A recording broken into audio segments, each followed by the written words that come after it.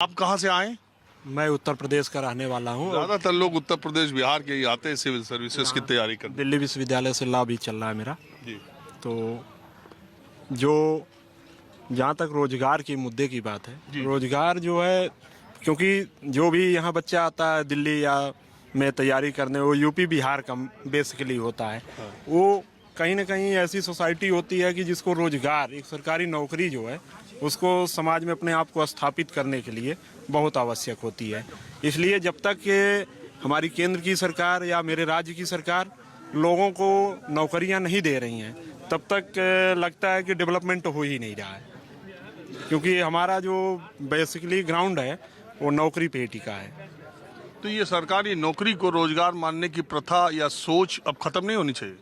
देश होनी चाहिए, आप देखिए होनी चाहिए। कॉर्पोरेट वर्ल्ड, प्राइवेट सेक्टर कितना तेजी से ग्रोथ। सरकारी में गधा खच्चर एक बराबर, सबको एक ही साथ प्रमोशन। कॉर्पोरेट वर्ल्ड में, प्राइवेट सेक्टर में जो जितना काबिल उतना आगे जाता है। जी, इसमें ये है ना, जैसे इंफ्रास्ट्रक्चर होना चाहिए। इंफ्रास्ट्रक्चर तो हमारे पास है नहीं कि सारे लोगों को मैं कारपोरेट क्षेत्र में ले जा सकूं। और लोगों को जो तत्कालिक कारण मतलब प्रभाव दिखता है, सरकारी नौकरी दिखती है। लोग सरकारी नौकरी को एक माध्यम मान लेते हैं कि हम समाज में अपने आप को स्थापित कर पाएंगे।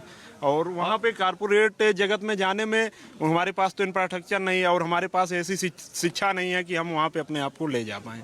हाँ, ये सरकारी नौकरी खास करके सिविल सर्विसेज, इसके बारे में ये कहा जाता है कि छात्र बहुत ही कठिनाइयों से पढ़ता है, बहुत कठिनाइयों से तैयारी करता है, लेकिन जिस दिन उसका सिलेक्शन हो जाता है उस एक रात ही उसकी तकदीर, उसके परिवार की तकदीर सब बदल जाती है और वो एकाएक से छलांग लगा के एक दूसरे क्लास में, दूसरी सोसाइटी में एक रात में ही पहुंच जाता है। आपका नाम क्या है? बालेंद्र भूषण सिंह।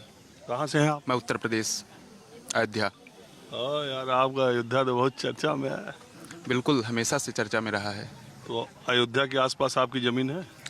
जी, वहाँ से थोड़ी दूर पे। तो ज़मीन बहुत महंगी होगी? नहीं, फिलहाल अभी वहाँ तक महंगाई नहीं पहुँची है क्योंकि वो थोड़ा सा आउटर एरिया है। लेकिन अयोध्या कस्बे में, शहर में तो हो गई बहुत महंगी। जी जी। तो उधर के लोग क्या मानते सोचते हैं? ये राम मंदिर, उसी पर तो चुनाव होगा 2024 का। जी, राम मंदिर का चुनाव का मुद्दा उससे आगे निकल चुका है। अब शिक्षा, रोजगार और बेरोजगारी की जो बात करेगा, चुनाव उस पर होगा। कोई कर रहा है? फिलहाल तो कोई नहीं कर रहा है। ये जो सबसे बड़ी त्रासदी है कि देश के 30% आबादी 30 साल से कम की है, उसके लिए शिक्षा और रोजगार सबसे इम्पोर्टेंट चीज़ है। इस इशू पे सबसे कम चर्चा है। सबसे कम चर्चा है। चर्चा सिर्फ मंदिर पे है, धर्म पे है। धर्म की विकृत व्याख्या की जा रही है। तो आप क्या मानते हैं, कैसे क्या हो? मानते हैं अब युवाओं में से ही कोई नई विचारधारा कुछ पार्टियों के अंदर ये उभर के आ रही है, नई बातें कर रहे हैं, नई विचारधारा को लेके आ रहे हैं। जैसे फिलहाल मैं दिल्ली में देख रहा हूँ, आम आदमी पार्टी काफ़ी अच्छा काम कर रही है। यार, उनके तो दो देख रहे हो कि वो आप देख रहे हैं कि भाजपा के कितने लोगों के ऊपर कार्रवाई हुई। क्या भाजपा के सारे नेता ईमानदार हैं? नहीं, उधर जो चला जाता वो हो तो जरूर हो जाता। बिल्कुल, बस यही जनता को समझना है कि कौन सही है, कौन गलत है।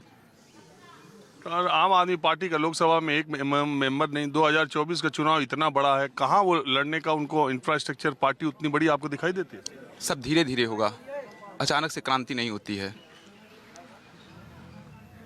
आप लग रहा है आम आदमी पार्टी से? नहीं, मैं किसी विचारधारा से प्रभावित व्यक्ति नहीं। लेकिन आपको लगता है कि ये हाँ, फिलहाल जो समझ में आ रहा है। कुछ राहुल गांधी पर भी विचार है? जी बिल्कुल, उन्होंने भारत जोड़ो यात्रा की, उससे थोड़ा सा मतलब युवाओं के अंदर थोड़ा सा कह सकते हैं कि ये लग रहा है कि कुछ अच्छा करेंगे वो। लेकिन ये बिखरा विपक्ष मोदी जी को टक्कर दे सकता है? ये विपक्ष को तय करना पड़ेगा कि वो टक्कर दे पाएंगे नहीं दे पाएंगे। उनको युवाओं के बारे में बात करनी चाहिए, रोजगार के बारे में बात करनी चाहिए। 25 करोड़ की आबादी वाला राज्य उत्तर प्रदेश में अगर 173 वैकेंसी निकलेगी तो युवा कैसे सोचेंगे, क्या बात करेंगे?